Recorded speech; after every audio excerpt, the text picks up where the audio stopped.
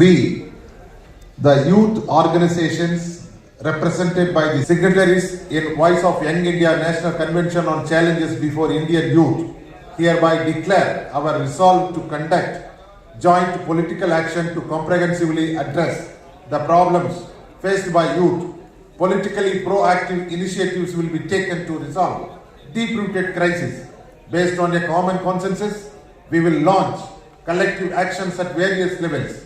Through this declaration, we strive to bring cohesion in the working of youth organizations all over the country, and it is our understanding that unity is the only way to defeat forces of division and cronyism. Our joint struggles in the issues underlined in the resolution shall take a definite shape by coordination and unity. In the absence of concrete measures to curb the issues faced by the Indian youth, it has become necessary that coherent political movement should be charted and initiated to ensure their prioritization. In a comprehensive manner, it is high time to policymakers acknowledge that jobless growth models are unsustainable and can produce consequential harm in the future. The issues faced by youth are isolated, rather they are multifaceted. The departure of the government from creating jobs has placed the future of youth at peril.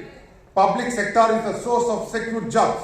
It is capacitated to employ an ample number of people and has proven its cardinal role in ensuring splendid inclusive growth.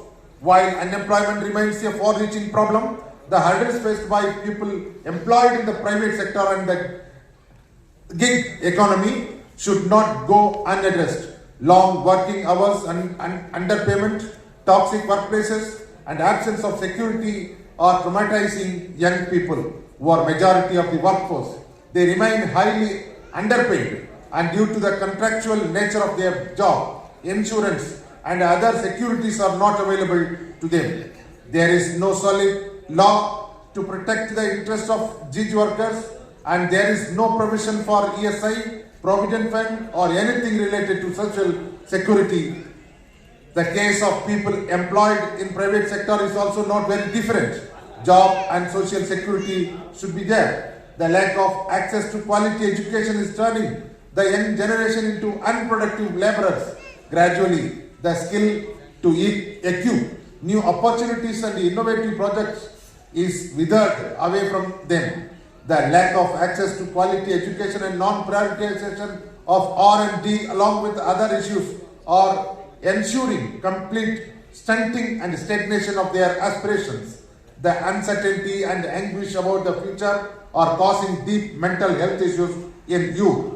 The pressure to find better employment, to work under high pressure for lesser wages is largely dehumanizing them. Along with mental health issues, communal politics is completely dilapidating them. The politics of divide and rule was used by the British to sabotage the patriotic spirit of the Indian people. During the pre-independence era, youth was always vigilant against divisive forces. In the present scenario, communalization of politics is weakening democracy. The politics of hatred is not only misguiding the youth, but also creates dissonance in society. Divisive politics attempts to subvert democracy and convert the government into a committee that handles affairs of vested interest. The victims of communal politics are the young Indians, as they are neglected, discriminated, marginalized and deprioritized. The weakening of democracy is erasing forums and platforms for them to express their opinion and concerns. Comrades, this is our final declaration.